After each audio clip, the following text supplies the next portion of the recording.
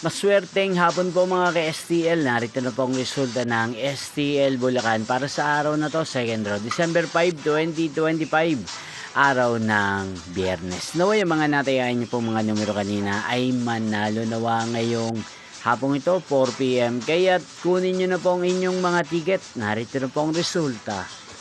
Ang mga numerong nanalo sa STL Bulacan ngayong hapong ito, December 5, 2025, 4 PM. Second draw result, 21 at 7 in exact order. Again, 21 at 7.